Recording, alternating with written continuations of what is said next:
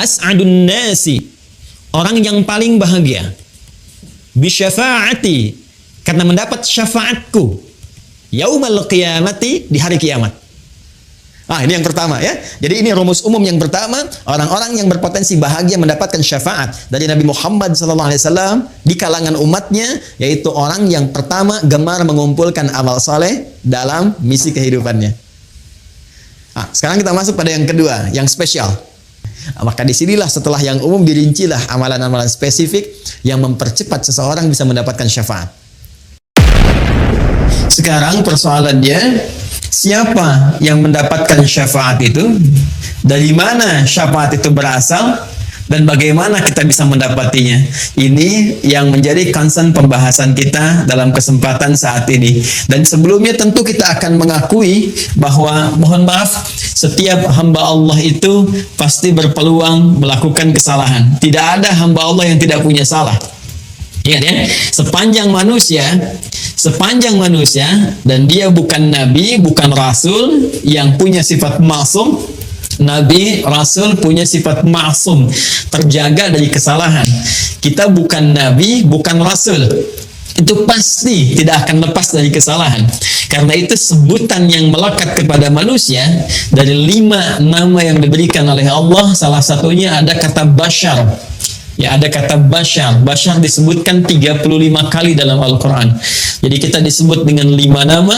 Ada bashar, misalnya qul innama ana basyarum mithlukum, atau Quran surah ke-15 ayat ke-28, wa idh qala rabbuka lil malaikati inni khaliqum basyara. Ya, disebutkan 35 kali dalam Al-Quran. Kadang disebut dengan ins disebutkan 18 kali. Pasangan ini dalam Al-Quran berpasangan dengan jin. Ya ma'syaral jinni wal ins wa ma khalaqatul jinna wal ins. Kadang disebutkan dengan al-insan, ya, wal 'asr innal insana lafi khusr. Ya, kadang disebutkan dengan menggunakan an-nas, ya, qul a'udzu birabbin nas. Kadang disebutkan dengan menggunakan bani Adam. Ya bani Adam khudhu zinatakum 'inda kulli masjid. Semua penyebutan ini itu punya makna tertentu yang saling melengkapi makna-makna yang terkait dengan aktivitas kemanusiaan dan sifat-sifatnya. Kenapa manusia disebut dengan bashar? Ingin menunjuk kepada tampilan fisik dan keadaannya yang memiliki nafsu. Jadi kalau malaikat dicipta dengan jiwa takwa saja, karena itu malaikat tidak punya peluang berbuat salah. Quran surah ke-66 di ayat yang ke-6. La ya'sunallaha ma amarahum wa yaf'aluna ma yu'marun. Malaikat itu yaitu materi penciptaannya dari jiwa takwa, karena itu sempurna, kecenderungannya baik saja. Kata Allah, malaikat tidak punya peluang berbuat maksiat, menyalahi ketentuan, ya, kemudian mengerjakan tugas sesuai dengan tupoksinya. Anda tidak akan pernah mendengar malaikat, misalnya, mohon maaf, malaikat Jibril korupsi ayat, nggak pernah dengar kan ya? Atau malaikat Israel tertukar mencabut nyawa, kan tidak mungkin terjadi. Jadi kalau kita mengharap kesempurnaan, itu di malaikat. Lawannya ada makhluk yang diciptakan dengan nafsu saja, seperti hewan misalnya, ya, belakangan kemudian dikompori oleh setan. Karena itu di Al-Quran malaikat dengan setan jumlahnya itu sama, 88. Malaikat disebutkan 88 kali, setan disebutkan 88 kali. Jadi malaikat jiwanya takwa saja, hewan itu nafsu saja. Nah, manusia itu menggabungkan keduanya. Saat tercipta keadaannya, ada jiwa takwanya yang cenderung pada kebaikan, sisi lain ada nafsunya yang nama lainnya disebut dengan fujur itu. Ya, Quran surah ke-91 Asy-Syams di ayat 7 sampai 10. Wa nafsin wa ma sawwaha fa'alhamaha fujuraha wa taqwaha. Jadi setiap yang bernama manusia itu pasti ada dorongan-dorongan kebaikan, jiwa takwa. Nanti yang didorong oleh malaikat mendorong jiwa takwa kita supaya bangkit. Karena itulah ketika tadi ditampilkan misalnya ada pesantren begini, keadaan begini, itu sepanjang masih ada nilai kemanusiaan dalam dirinya, itu pasti akan ada dorongan kebaikan untuk merespon, walaupun responnya mungkin akan berbeda-beda, tapi minimal dia akan merasa. Ya, dengar suara adzan, nah itu ada pancaran dalam jiwanya, itu jiwa takwanya untuk merespon itu semua. Sisi lainnya ada fujur, nafsu. Ini yang diprovokasi oleh setan, diberikan waswas. Ya, nafsu ini nanti sebagai lawan dari takwa. Jadi kalau ada sifat jujur, nanti di nafsu ada dusta misalnya. Ya, kalau di takwa ada sabar, di nafsu ada marah. Demikian seterusnya, saling berkompetisi. Nah, yang paling menarik karena dalam diri manusia itu ada nafsu, maka konsekuensi yang terjadi, Quran surah ke-12 Yusuf ayat 53. Wa ma ubarri'u nafsi innan nafsa la'ammaratun bisu. Ya, sungguh aku tidak bisa mengatakan diriku itu orang suci. Kenapa? Karena masih ada nafsu. Sedangkan nafsu kecenderungannya diprovokasi oleh setan untuk mengajak kepada hal-hal yang buruk. Ya, illa ma rahima rabbi, kecuali yang dirahmati Allah. Itu para nabi yang terjaga tadi. Karena itulah, karena manusia memiliki kecenderungan nafsu, tidak lepas dari kesalahan, otomatis dalam kehidupannya pasti berbuat salah. Pasti. Ya. Nah, ketika kita datang ke dunia ini, kemudian kembali kepada Allah Subhanahu wa Ta'ala setelah berpetualang, mencari bekal, berkehidupan, dimanapun kita beraktivitas, pasti ada jejak-jejak kehidupan yang pernah ditapaki oleh sifat takwa, melahirkan kebaikan, itu yang disebut dengan amal soleh. Sisi lain, ada jejak-jejak hitam yang ternoda, yang disebut amal salah itu, yang bersumber dari nafsu. Sekarang siapa yang bisa memastikan saat ini pada diri kita semua bahwa kebaikan kita, kesolehan kita itu lebih besar dibandingkan kesalahan kita? Siapa di antara kita yang bisa memastikan bahwa dalam hidup ini salahnya sedikit atau nggak punya salah sama sekali? Sampai sore ini saja jam 4:05 dari pagi kita bangun sampai sekarang, berapa kali, saya tidak katakan kita, mata ini melihat yang salah berapa kali? Lihat handphone, ya, ternyata ada gambar yang tidak pantas, ada video yang tidak elok untuk dilihat, itu baru mata. Berapa kali pikiran kita berbuat keliru berpikir sampai dengan detik ini? Berapa kali telinga mendengar yang keliru, ya, sampai ke ujung kaki, kalikan. Berapa tahun kita menjalani kehidupan, berapa bulan, berapa hari terbayang, dan dalam saat yang bersamaan kita masih mengharapkan surga. Saat bersamaan kita bisa mengharapkan rahmat Allah Subhanahu wa Ta'ala. Nah, dalam rahmat itulah sebelum kita bertanya kepada Allah, Allah memberikan jawaban.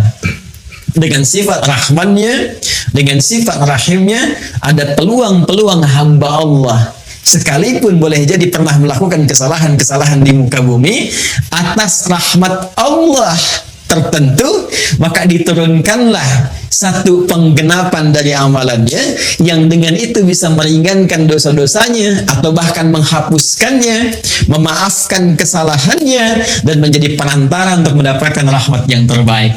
Itulah yang disebut dengan syafaat.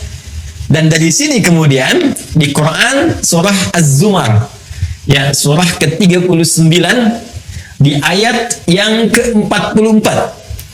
Ya, Quran surah ke-39 di ayat yang ke-44, Allah menyampaikan, qulillahu syafa'atu jami'a. Ya, qulillahu syafa'atu jami'a. Allah minta kepada Nabi Muhammad sallallahu alaihi wasallam untuk memviralkan. Di bahasa orang sekarang, ya, untuk memviralkan kepada semua umatnya, terus berkelanjutan di setiap generasi, bahwa hey, jangan bersedih, jangan putus asa, karena dari sekian banyak hal yang kita lalui dalam kehidupan, saat berpulang kepada Allah, setiap hamba punya kesempatan untuk meraih penggenapan rahmat dari Allah Subhanahu wa Ta'ala yang bisa meringankan, bahkan menghapuskan dosa-dosanya, kesalahan-kesalahannya, sehingga dengan itu mendapati rahmat Allah Subhanahu wa Ta'ala. Apa kata Allah? Qul, katakan Muhammad sallallahu alaihi wasallam, qulillahu asy-syafa'atu jami'an. Masya Allah. Katakan Muhammad sallallahu alaihi wasallam, milik Allah lah. Milik Allah lah asy-syafa'ah. Ini syafa'at. Milik Allah lah syafa'at. segala perantara yang dapat meringankan, ya, yang dapat menghapuskan kesalahan-kesalahan, dosa-dosa, permohonan untuk mendapatkan rahmat, penggenapan semua anugerah dari Allah Subhanahu wa taala. Katakan Muhammad, semua bentuk ini, semua dalam bahasa Arab, semua hal yang terkait dengan satu hal tertentu, semuanya bersifat holistik, komprehensif, itu bahasa Arabnya jami' namanya. Ya. Dikata Allah, kalau ada peluang syafaat dalam bentuk apapun, saat kita kembali kepada Allah Subhanahu wa taala, khususnya di akhirat nanti, itu semua milik Allah, kembali kepada Allah Subhanahu wa taala. Ya, bahkan nanti Allah menantang dan menegaskan di Quran surah Az-Zukhruf tadi yang dibacakan di ayat ke-86-nya tadi, ya, oleh qari kita. Ya, maka ditanya kan, ya, siapa yang bisa mendapatkan dan memiliki syafaat selain Allah Subhanahu wa taala? Nah, itu satu penegasan dari Allah Subhanahu wa taala untuk memberikan kesan pada setiap hamba. Pertama, setiap kita berpeluang mendapatkan satu perantara-perantara kebaikan, yaitu syafaat dari Allah Subhanahu wa taala yang dapat meringankan dosa-dosa kita, bahkan menggugurkannya dan menaikkan status baik kita di hadapan Allah Subhanahu wa taala. Yang kedua, juga penegasan dari Allah Subhanahu wa taala di surah yang lainnya bahwa selain Allah tidak memiliki hak prerogatif untuk bisa menetapkan syafaat yang dimaksudkan. Baik, kalau kita sudah paham sampai di sini, mengetahui makna syafaat secara istilah, pemilik syafaat itu siapa, baru kemudian kita bisa berbicara bagaimana kita bisa mendapatkan informasi tentang syafaat itu yang bersumber dari pemiliknya. Yang bersumber dari pemiliknya. Mari kita lacak Bapak Ibu sekalian ke Quran dulu, surah ketiga Ali Imran di ayat ke-31. Setelah ini nanti baru kita akan masuk dalam turunan hadis-hadis Nabi sallallahu alaihi wasallam. Qul in kuntum tuhibbunallaha fattabi'uni yuhibbukumullahu wa yaghfir lakum dzunubakum. Baik, mari kita fokus pelan-pelan. Kembali ke makna syafaat yang tadi kita sampaikan. Ya, syafaat adalah satu anugerah, penggenapan dari amalan, pemberian ampunan, pemaafan dari kesalahan-kesalahan, perantara untuk mendapatkan rahmat Allah Subhanahu wa taala. Kalau kita ambil semua hal tadi, semua makna tadi, bukankah ini mengarah kepada cinta Allah Subhanahu wa taala? Yang menariknya, formulasi cinta dalam Al-Quran ketika seorang hamba mendapatkan cinta Allah, itu formulasinya, raihan yang didapatkan pertama kali adalah buah-buah dan syafaat. Buah syafaat itu kan ampunan Allah tadi kan, ya, pemaafan dari kesalahan, peringanan dari dosa-dosa, bahkan penghapusannya. Itu ternyata ketika kita lihat di Al-Quran, buah dari syafaat ini yang tadi disebutkan itu lahir dari cinta Allah kepada hamba. Nah, formulasi cinta ini disebutkan langsung dalam Al-Quran serta konsekuensi untuk mendapatkan buah cinta tadi atau hasil dari syafaat. Ya. Yuk kita lihat Quran surah ketiga ayat 31. Qul, katakan Muhammad sallallahu alaihi wasallam, in kuntum tuhibbunallaha, jika kalian jadi umat Muhammad sallallahu alaihi wasallam, sebagaimana dituliskan dalam tema kita, umat Muhammad sallallahu alaihi wasallam, ya, tuhibbunallaha, kalian serius mencintai Allah. Qul in kuntum tuhibbunallaha, jika kalian serius mencintai Allah Subhanahu wa taala, lihat kata kuncinya, fattabi'uni, maka buktikan cinta itu, buktikan komitmen cinta itu, fattabi'uni, dengan cara cepat mengikuti aku, yakni mengikuti tuntunan Nabi sallallahu alaihi wasallam. Teruskan dulu, yuhibbukumullahu, ini clue-nya. Yuhibbukumullahu, maka orang-orang yang mampu mengikuti tuntunan Nabi dalam kehidupannya, dalam dia beraktivitas, dalam dia mengerjakan segala hal, yuhibbukumullah, dia akan berpeluang mendapatkan cinta Allah Subhanahu wa taala. Dan buah dari cinta itu, wa yaghfir lakum dzunubakum, dan dengan itulah Allah akan berkenan memberikan ampunan dari semua dosa-dosa yang pernah ia lakukan. Yuhibbukumullah, Allah akan mencintai kalian. Ketika cinta diberikan, yaghfir lakum dzunubakum. Yang pertama Allah berikan pada orang-orang yang mendapatkan cinta Allah, ternyata bukan materi dunia, bukan kedudukan, bukan harta benda, mas hati-hati, tapi ampunan dari semua dosa-dosa. Ini bentuknya jamak. Ketika Allah mencintai seorang hamba, kata Allah yang pertama diberikan ampunan dari semua dosa-dosanya. Bukankah ampunan dari segala dosa itu adalah buah dari syafaat? Nah, jadi kalau ingin kita katakan siapa yang berpeluang mendapatkan syafaat itu, maka dijawab oleh ayat ini, fattabi'uni, yaitu orang-orang yang mau mengikuti tuntunan atau petunjuk Rasulullah sallallahu alaihi wasallam, Nabi Muhammad sallallahu alaihi wasallam. Ya, karena itu sudah tepat kalau panitia memberikan judul dengan itu syafaat untuk umat Nabi Muhammad sallallahu alaihi wasallam. Ya, itu sudah ada clue-nya di situ. Bagaimana kita bisa mendapatkan syafaat? Syarat pertama ini. Mengikuti tuntunan atau menjadi umat Nabi Muhammad sallallahu alaihi wasallam. Ini bagian yang pertama. Baik, yang kedua, Bapak Ibu sekalian, setelah kita mendapati informasi ini, dan alhamdulillah kita telah masuk dalam frame syafaat yang dimaksudkan. Artinya peluang ini sudah hadir di hadapan kita. Ya, alhamdulillah sampai sore hari ini ya kita memastikan diri menjadi bagian dari umat Nabi Muhammad sallallahu alaihi wasallam. Alhamdulillah yang selalu diupdate ya komitmen itu, pernyataan itu 5 kali bahkan dalam sehari sedikitnya. Ya, bukankah dalam setiap sholat kita menegaskan kembali bahwa kita umatnya Nabi Muhammad sallallahu alaihi wasallam ya dengan mengatakan asyhadu an la ilaha illallah wa asyhadu anna Muhammadar Rasulullah. Itu 5 waktu kan dalam sehari. Subuh sekali, zuhur 2 kali sudah 3, asar 2 kali sudah 5, maghrib 2 kali sudah 7, isya 2 kali sudah 9. Jadi paling sedikitnya kita 9 kali itu ya dalam sehari, paling sedikitnya dalam sholat untuk menegaskan bahwa ya Allah, aku menuhankanmu, tiada Tuhan selain Engkau, aku siap mengabdi kepadamu dan mengikuti tuntunan Nabi Muhammad SAW yang aku tetapkan sebagai Rasul dan petunjuk-petunjuk darimu yang dibawanya. Nah, jadi alhamdulillah sepanjang kita masih menunaikan salat, sepanjang kita beriman kepada Allah, maka frame kesempatan bingkai yang hadir di hadapan kita untuk mendapatkan kesempatan meraih syafaat itu terbentang luas. Tinggal persoalannya, apakah kita akan masuk ke bingkai syafaat itu? Ya, ini pintunya sudah ada. Ya, ini dikasih ini setiap kita nih. Silahkan, ini ada pintu syafaat. Mau dibuka nggak? Ya, jadi sangat sayang sudah diberikan peluang, pintunya ada, Anda nggak buka. Jadi yang salah bukan Allah. Yang salah bukan Rasulullah. Ya, karena itu sangat berbahagia jika seseorang berpetualang dalam kehidupan di muka bumi, lalu pintu syafaat diberikan dan dia mau membuka pintunya. Nah, sekarang bahasan selanjutnya ini menjadi pamungkas dari sesi pembahasan kita saat ini.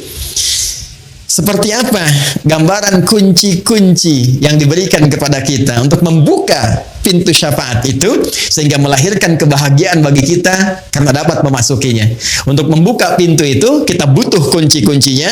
Nah, kunci ini yang akan kita urai di kesempatan kali ini untuk mendapatkan syafaat Nabi Muhammad SAW khususnya saat kembali kepada Allah Subhanahu wa taala.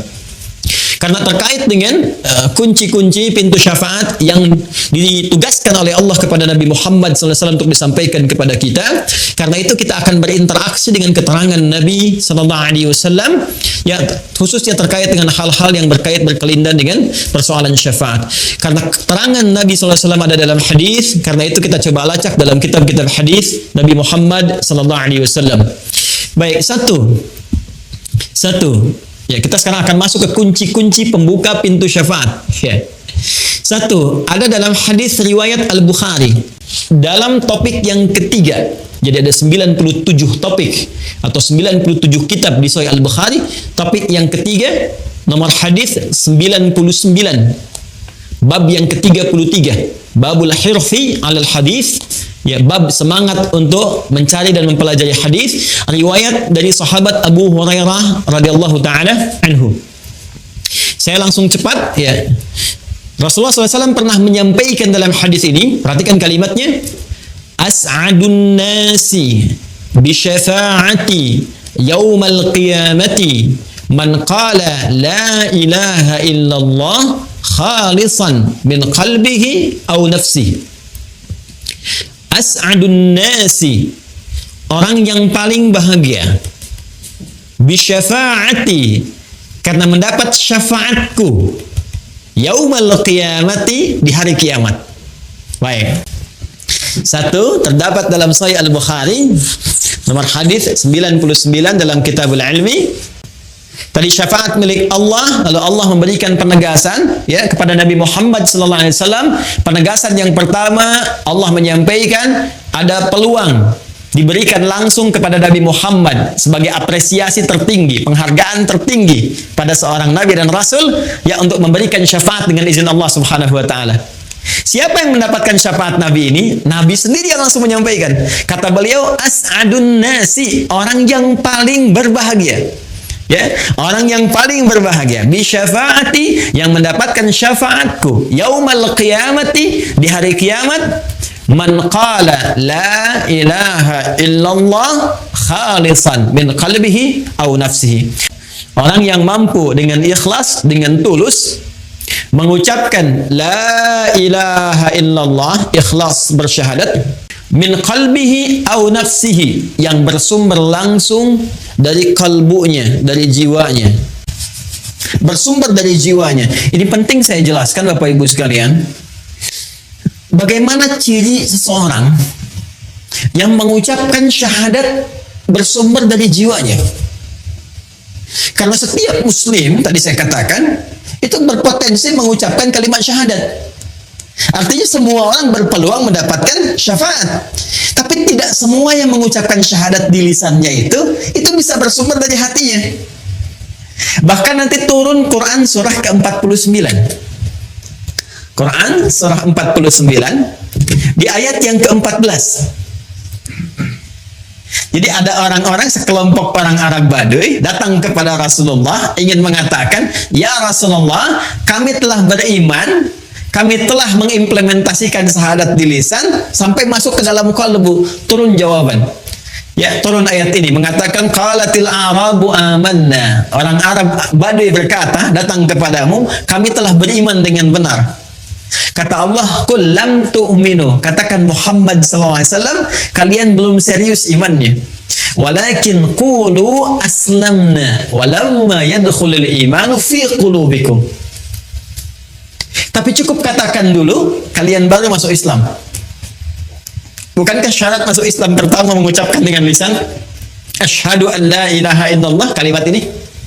Asyhadu an la ilaha illallah wa asyhadu anna Muhammadar Rasulullah. Itu kan di lisan. Ketika diucapkan di lisan, sah dia sebagai muslim. Tapi persoalannya, apakah kalimat tadi yang disampaikan di lisan mengalir ke dalam jiwa kita? Ke hati kita? Ya, ini ada perbedaannya.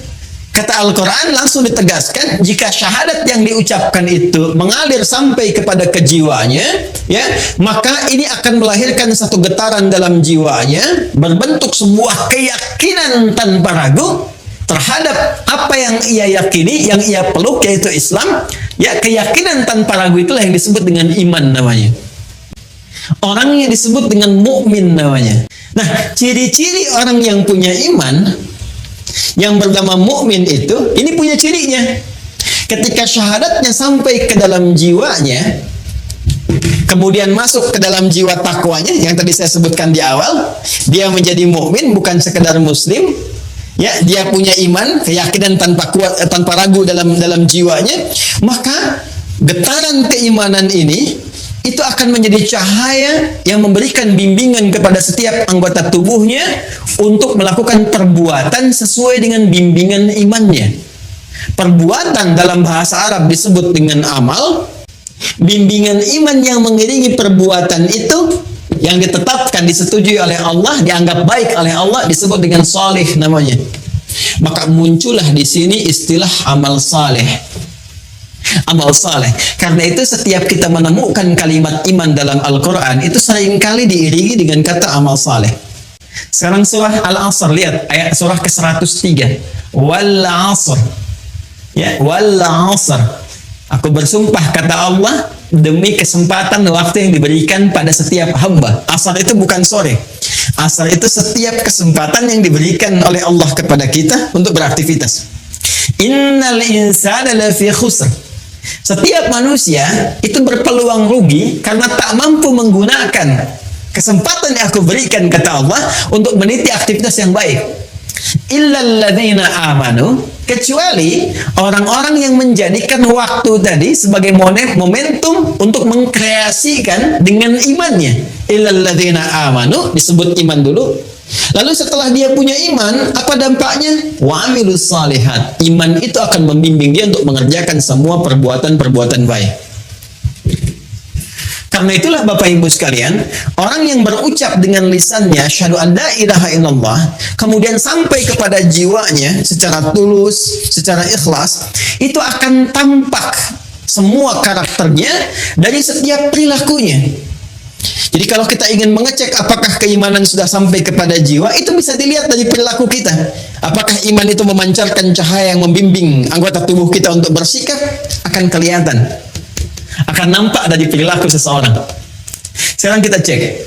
Di dalam Al-Quran, itu semua fungsi tubuh kita, itu seringkali didampingi dengan pendampingan iman.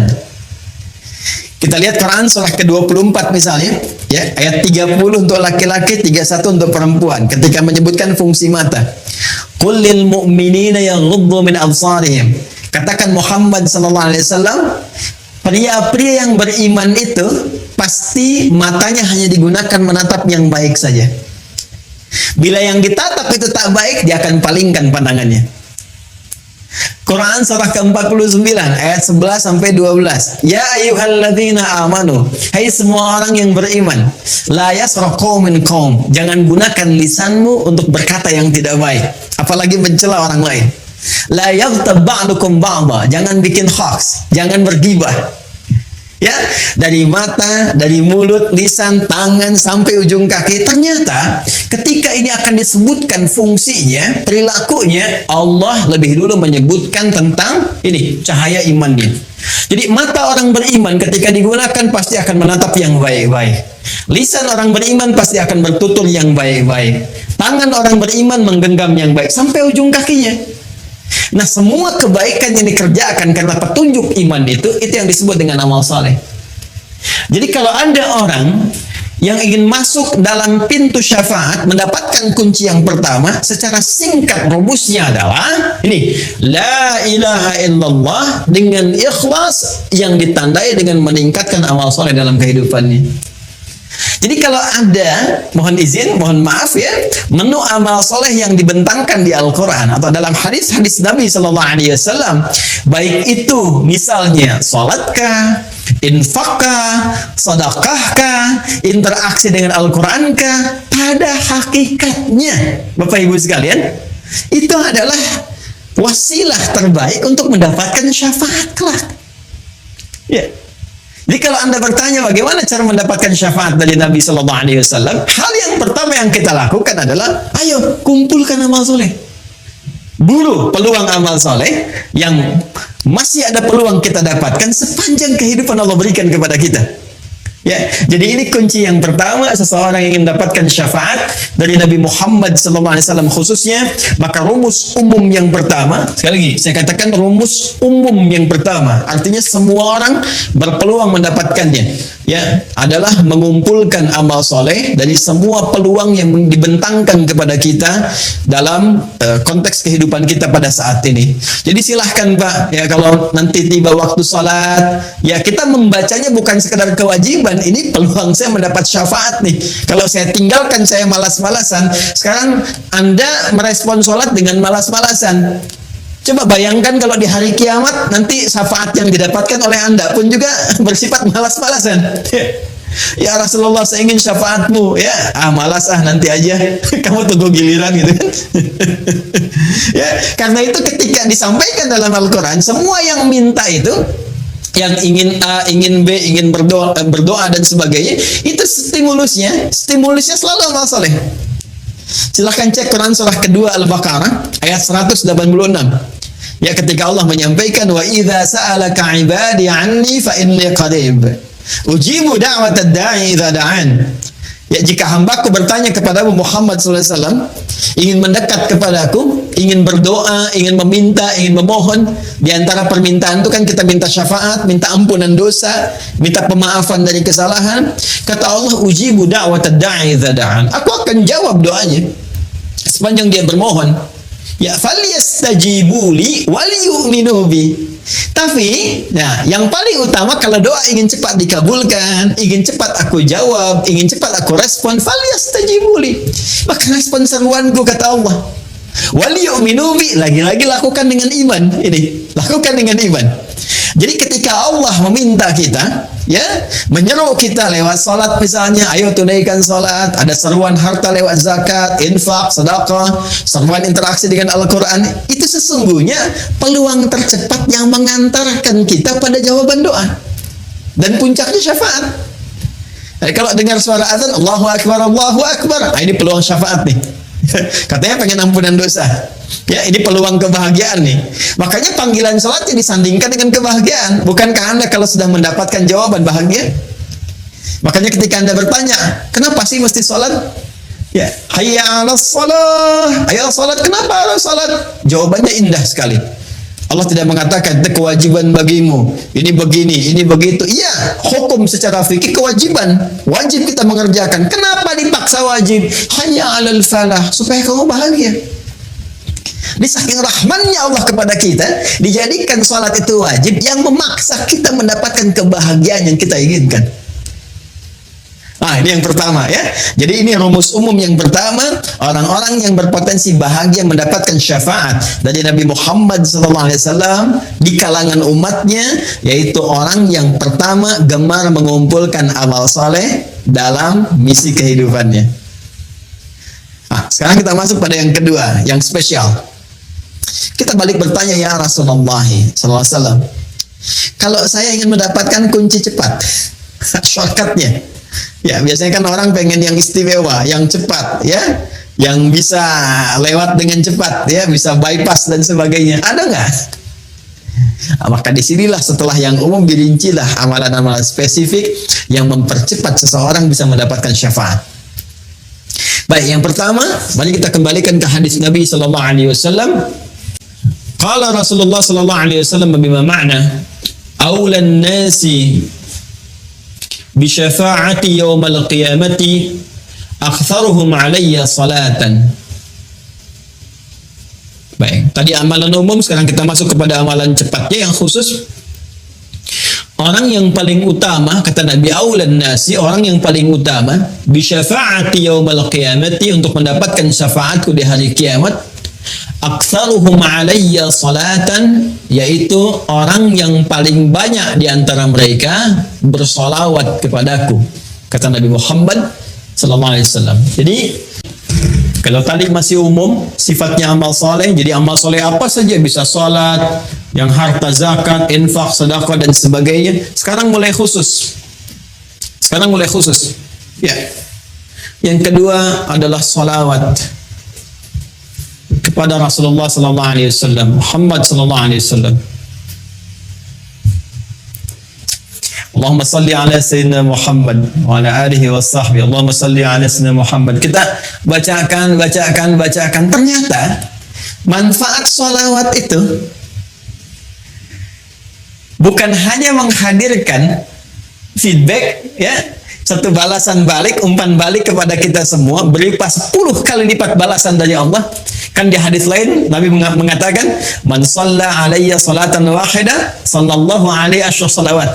Siapa yang bersalawat kepadaku sekali salawat, maka Allah akan membalas kepada dirinya 10 kali lipat. 10 kali. Ini agak tajam ya, kita secara ilmiah kita tunjukkan. Perhatikan baik-baik. Kalau ada yang mengatakan begini, misalnya itu nabinya umat Islam aja masih belum selamat, masih butuh salawat dari umatnya. Ini menunjukkan belum paham, ya, belum memahami esensi dari salawat. Ya, esensi salawat itu pada hakikatnya bukan untuk Nabi Muhammad, Tapi kemuliaan Nabi itu yang melahirkan aura kebaikan yang dampaknya diberikan kepada kita. Jadi sebetulnya saat kita sedang bersolawat, ya itu kembali kepada kita manfaatnya. Menunjukkan kecintaan kepada Rasulullah itu melahirkan rahmat Allah, yang rahmat itu diberikan kepada kita 10 kali lipat dari ucapan yang kita sampaikan. Ya. Jadi hakikat dari solawat itu sesungguhnya untuk menghadirkan pahala dari amalan kita yang kembali kepada kita 10 kali lipat, Masya Allah. Jadi begitu Anda mengatakan di hari ini sekali Allahumma shalli ala sayyidina Muhammad misalnya, itu langsung diberikan ganjaran, ya balasan oleh Allah 10 kali dari apa yang kita lakukan. Nah, pertanyaannya, apa bentuk balasan yang Allah berikan itu dari kalimat sholawat yang kita ucapkan? Bapak Ibu sekalian, sholawat itu bentuknya banyak nanti. Ya, ada sholawat dari Allah diantaranya. Ada salawat dari malaikat diantaranya. Ya, innallaha malaikatahu yusalluna 'alan nabi. Sungguh Allah Subhanahu wa taala dan para malaikat bersalawat ya kepada Nabi sallallahu alaihi wasallam. Jadi salawatnya Allah kepada Nabi, ya salawatnya malaikat kepada Nabi itu dibedakan. Ya, itu beda tingkatan pemahaman dengan apa yang diberikan kepada kita. Ya, itu nanti maknanya bisa berbeda. Ya, maknanya bisa berbeda. Nah, salawat dari Allah, salawat dari Allah yang diberikan kepada setiap hamba secara umum. Ya, secara umum. Itu kita temukan di Quran surah kedua di ayat 157. Ulaika alaihim salawatum mir rabbihim wa rahmah. Wa ulaika humul muhtadun. Ada golongan-golongan yang mendapat ujian dari Allah, kemudian mereka bersabar dan mereka mendapat salawat dari Allah. Nah, sekarang apa pengertian salawat dari Allah itu? Langsung ditafsir dengan ayat Al-Quran. Perhatikan kalimatnya, dijelaskan oleh Allah. Ulaika alaihim salawatun min rabbihim. Mereka itulah orang-orang yang mendapatkan salawat dari Allah Subhanahu wa ta'ala wa rahmah, dan rahmat. Jadi bentuk salawat yang pertama itu bisa berupa rahmat. Sedangkan puncak rahmat itu, puncaknya itu ampunan Allah. Ya. Puncak dari rahmat Allah yang diberikan kepada hamba itu ampunan dari semua dosa. Masih ingat Bapak Ibu, tadi di awal saya katakan, ya surah tentang syafaat itu yang punya Allah, bukankah di surat Az-Zumar di ayat 44 itu? Sekarang perhatikan Quran di surat yang sama, Quran surah ke-39 di ayat ke-53. Ayat ini turun merespon tentang seorang yang telah melakukan dosa besar, yang dia merasa putus asa. Wah, ini saya dapat nggak ampunan dari Allah nih? Diampuni nggak dosa ini nih? Dosa saya terlalu besar ini, terlalu banyak kesalahan yang saya perbuat. Tiba kemudian datang kepada Rasulullah turun ayat ini. Qul ya ibadiyalladzina asrafu ala anfusihim. Katakan Muhammad sallallahu alaihi wasallam kepada hamba aku yang merasa israf. Mereka berbuat kesalahan yang sudah banyak dilakukan. Matanya, lisannya, telinganya, tubuhnya banyak berbuat maksiat dalam kehidupan. La taqnatu min rahmatillah. Jangan putus asa untuk mendapatkan rahmat Allah Subhanahu wa taala. Innallaha yaghfiru dzunuba jami'a. Kalau Allah sudah berikan rahmatnya, maka Allah ampuni semua dosa-dosa yang melekat pada hambanya. Jadi puncak ampunan Allah kepada seorang hamba yang berbuat banyak maksiat dan dia mau kembali kepada Allah adalah apa yang diberikan berupa ampunan total yang disebut dengan rahmat. Ya, sehingga ada yang mengartikan salawat dari Allah itu sifatnya ampunan, maghfirah, dan puncak dari maghfirah adalah rahmat. Ya, sedangkan rahmat itu disatukan dalam konsep salawatullah, salawat dari Allah. Quran surah kedua ayat 157. Ulaika alaihim salawatun rabbihim wa rahmah. Ya, sedangkan untuk mendapatkan salawat Allah ini cara cepatnya, shortcutnya kata Nabi, salawat pada Rasulullah. Ya. Siapa yang satu kali salawat kepada Nabi, maka Allah memberikan salawatnya 10 kali kepadanya. Masya Allah, dalam sehari Allah turunkan rahmatnya kepada seorang hamba. Ya, saya rahmati engkau, saya ampuni dosamu, saya maafkan kesalahanmu, jika ia tulus mengucapkan itu dalam kesehariannya. Ya, karena itu orang-orang soleh di masa lalu, bukan hanya ulama Pak, Bu. Ya, bukan hanya ulama, sampai ke level-level pemimpin. Ya, itu ada level pemimpin di masa era Turki Utsmani itu yang sehari itu bisa ribuan salawat kepada Nabi. Ya, Allahumma sholli ala sayyidina Muhammad, Allahumma sholli ala sayyidina Muhammad di sela-sela yang senggang. Ya, Anda sambil kerjakan tugas, sambil bekerja yang kira-kira waktunya luang, perbanyak sholawat, sambil nunggu misalnya waktu sholat, perbanyak sholawat.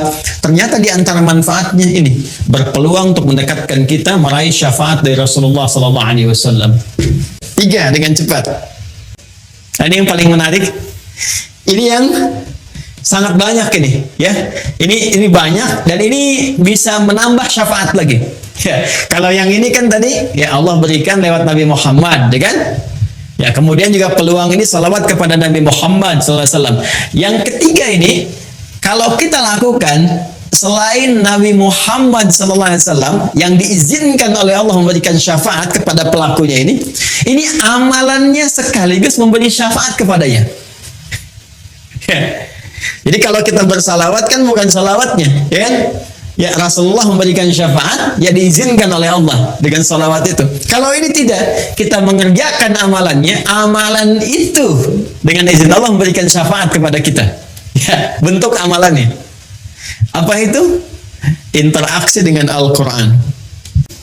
Nah, interaksi dengan Al-Quran. Yuk kita bacakan hadisnya. Qala Rasulullah sallallahu alaihi wasallam, "Iqra'ul Qur'ana fa innahu ya'ti yaumal qiyamati syafi'an li ashabihi." Bacalah oleh kalian Al-Quran. Tingkatkan interaksi kalian dengan Al-Quran. Masya Allah. Nanti interaksi dengan Al-Quran dibagi 3 bagian. Ada yang membaca, memahami, ya, kemudian membaca, mengkaji, dan yang terakhir menghafalkan. Ya, menghafalkan. Ketiga-tiganya berusaha mengamalkannya. Dia mencintai Quran, dia berinteraksi dengan Al-Quran. Ini yang disebut ahli Quran. Ya, jangan salah paham ya Bapak Ibu ya, ahli Quran itu bukan dibatasi yang hafal 30 juz, bukan. Ahli Quran itu yang punya kecintaan terhadap Quran dan bentuknya macam-macam. Ada dia belum hafal tapi rajin ngaji gitu. Rajin tiap hari. Satu hari ada yang 1 juz, satu hari ada yang 2 juz, satu hari ada yang 5 juz. Terus dia baca, bahkan meninggalnya pun sedang pegang mushaf. Ada yang begitu, Masya Allah. Ya. Ada lagi ahli Quran yang dia senang mengkaji. Hari ini aku ingin tahu mana surat Al-Duha. Besok aku ingin riset surat Al-Insyirah. Rajin dia kaji. Yang ketiga ada ahli Quran yang alhamdulillah, Masya Allah, sekarang sedang banyak meningkat di Indonesia. Menjadi ahli Quran yang menghafal Al-Quran, penghafal Quran. Quranun yamshi, Quran yang berjalan di muka bumi. Ya, dia menghafal, berinvestasi waktunya untuk mendekat kepada Allah lewat Al-Quran. Ternyata itu luar biasa. Kata Nabi, iqra'ul Qur'ana, berinteraksilah kalian dengan Al-Quran, minimal kalian perbanyak bacaan Al-Quran itu. Fa innahu ya'ti yaumal qiyamati syafi'an li ashabi. Karena sesungguhnya Al-Quran itu sendiri akan datang di hari kiamat, ya, kemudian memberikan syafaat kepada sahabat-sahabatnya. Siapa sahabat Al-Quran itu? Tadi yang saya sebutkan. Sahabat itu kan dari kata sahiba, sesuatu yang dekat, lekat. Orang yang lekat, cinta dengan Al-Quran, gak mau pisah dengan Al-Quran. Tiap hari kalau gak baca hatinya gersang, gelisah. Kalau dia gak ngaji, gak enak, perasaan ada yang hilang, ya kan? Kalau dia nggak murajah, ada yang nggak enak. Itu yang seperti itu, Qurannya nanti, ya, itu akan jadi syafaat bagi dia di hari kiamat.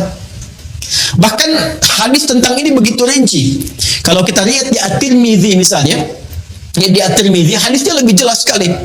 Ya, ketika nanti akan dihisab di hari kiamat, itu selain diberikan pahala yang sangat luar biasa, 1 hurufnya 10, man qara'a harfan min kitabillahi falahu asyru hasanat. Siapa yang membaca 1 huruf di kitabullah itu, di Al-Quran, dibalas dengan 10 kebaikan. Ya, langsung. Nanti saat kembali kepada Allah, Qurannya berkata, Allahumma halli.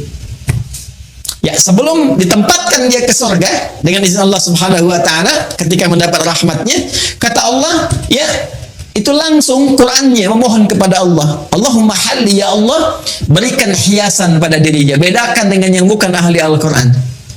Ya, maka dipakaikan kepadanya mahkota kehormatan, tajul karamah, diberikan mahkota. Ya, kemudian diperintahkan orang tua atau fasilitator yang menjadikan dia senang dengan Al-Quran, yang sama-sama mendapat rahmat Allah, diberikan pula. Kemudian Al-Qur'annya berkata, ya Allah tambahkan lagi kepadanya. Ya, tambahkan kepada yang ahli Quran tadi. Bedakan dengan fasilitator. Fayulbasu ilaihi libasal karamah, maka dipakaikan jubah kehormatan. Jadi dia pakai mahkota kehormatan, pakai jubah kehormatan, dan dahsyatnya ketika akan masuk ke dalam surga setelah mendapatkan syafaat tadi yang Allah izinkan, itu turun langsung ayat menyampaikan. Di Quran surah ke-13 Ar-Ra'd ayat 23 sampai 24. Itu diparadekan, disambut oleh semua para malaikat di depan pintu surga. Jannatu 'adnin yadkhulunaha wa man salaha min abaihim wa azwajihim wa dhurriyyatihim wal malaikatu yadkhuluna 'alaihim min kulli bab salamun 'alaikum bima sabartum fa ni'ma uqbaddar. Ya, kata Allah, ada nanti golongan sekeluarga besar, sekelompok akan masuk surga dari surga Aden. Kemudian disambut oleh para malaikat di depan pintu surga. Mereka melewati. Kata malaikat, selamat ya. Kalian telah sabar berjuang untuk mendapatkan kemuliaan ini. Sekarang silahkan nikmati tempat terindah yang paling nikmat yang belum pernah dijamah oleh siapapun dari makhluk Allah Subhanahu wa Ta'ala. Ahli Quran. Ya, bahkan nanti di hadis lain. Ya, di hadis lain, Anda yang baru sampai Al-Baqarah saja dengan Ali Imran, itu diapresiasi langsung oleh Allah. Al-Qurannya itu, Al-Baqarah, Ali Imrannya menjadi pelindung kita di Yaumil Mahsyar. Syafaat pertama yang didahulukan. Itu kalau sudah begitu tanda-tanda kebaikan. Kan di hadis umum itu cuma 7 golongan kan? Masih dengar? Ya, masih ingat? Sab'atun yadhilluhumullahu fi dhillin yawma la dhilla illa dhilluh. Ada 7 golongan yang dilindungi, dinaungi di hari kiamat. Ya, saat proses hisab itu, saat semua orang tidak berpotensi mendapatkannya, 7 golongan dapat itu. Ya, al-imamul adil, ada pemimpin yang adil, dan terusan-terusan yang lainnya. Ya, tapi dari sekian banyak 7 golongan itu, ada orang yang punya khusus, spesifik, naungan khusus. Jadi kalau dia keluar dari naungan besar itu pun masih ada naungannya sendiri. Siapa itu? Adalah orang yang menjadi kerabat surah Al-Baqarah dan surah Ali Imran. Iqra'u Zahrawaini, kata Nabi. Banyak-banyakin kalian dekat-dekat dengan surah Al-Baqarah dan Ali Imran. Zahrawaini. Ya, fa'innahuma, maka sesungguhnya mereka berdua, ya, yaitu Al-Baqarah dan Ali Imran itu, keduanya akan menjadi 2 awan yang menaungi khusus. Ya, ghamamatan, ya, kedua awan yang menaungi khusus untuk hamba Allah ahli Al-Baqarah dan Ali Imran saat yaumul hisab itu terjadi. Ini syafaat. Jadi sekali lagi, ya, kalau kita persingkat dari bahasan dan waktu yang singkat ini, setiap orang yang ingin mendapatkan syafaat Nabi itu pintunya sangat berpeluang. Dihadirkan oleh Allah Subhanahu wa Ta'ala sepanjang dia menjadi umat Muhammad sallallahu alaihi wasallam. Hanya persoalannya, dia harus memiliki kunci untuk membukanya. Maka kuncinya terletak kepada amal-amal saleh. Dia bisa siapkan dari sekarang menu-menunya. Silahkan sepanjang punya kesempatan, Bapak Ibu sekalian, rumuskan amal saleh yang bisa kita lakukan saat ini. 1, 2, 3 dan sebagainya. Sepanjang kita mampu. Ya, kalau bisa, saya waktu kecil itu suka bikin buku isinya tuntunan amal soleh. Jadi saya tuliskan tuh, kalau sholat ada berapa jenis, yang fardu, yang sunnah, terus gitu. Nanti kalau saya kerjakan checklist, kalau tidak saya silang gitu ya. Terus nanti di harta ada zakat, infak, sedekah, sehari targetnya berapa, sebulan keluar enggak gitu ya. Nah, dengan Al-Quran targetnya sehari berapa, terus itu kalau sampai meninggal kita konsisten, istiqamah kita melakukannya, Masya Allah, itu akan ada tanda-tanda kebaikan. Bahkan sejak hidup, akan wafat sampai wafat, kemudian saat dibangkitkan, dikumpulkan di surah ke-19 di ayat ke-15. Wassalamun alaihi yawma wulida wa yawma yamutu wa yawma yub'atsu hayya. Ini jaminan yang pernah diberikan kepada Nabi Yahya alaihissalam dan disampaikan kepada kita sebagai berita gembira untuk mengikutinya, yaitu umatnya Nabi Muhammad SAW. Ada orang-orang yang dijamin oleh Allah selamat, tenang, bahagia, damai ketika hidup. Ya, hidupnya penuh dengan ketenangan, kedamaian. Ketika meninggal tenang juga. Bahkan panggilannya ya ayyatuhan nafsul mutmainnah. Quran surah 89 ayat 27 sampai 30. Di alam kuburnya dijamin kebaikan. Ali Imran ayat 169 sampai 171. Saat pulang pun ke akhirat mendapatkan keselamatan. Wa yawma yub'atsu hayya, dengan syafaat yang Allah berikan. Sekarang tinggal pilih, silahkan. Ya, yang ada peluang dengan Al-Quran, mulai sekarang bikin menu Al-Quran. Ya, ada peluang dengan sholawat. Wah, ini selalu punya peluang, kita banyakin sholawat. Ada peluang dengan harta benda. Tadi juga sudah banyak ditawarkan amalan. Ya, boleh jadi ditampakkan di hadapan kita untuk menyentuh. Barangkali ada sebagian dari rezeki yang Allah titipkan untuk bisa menyambut amalan-amalan itu semua.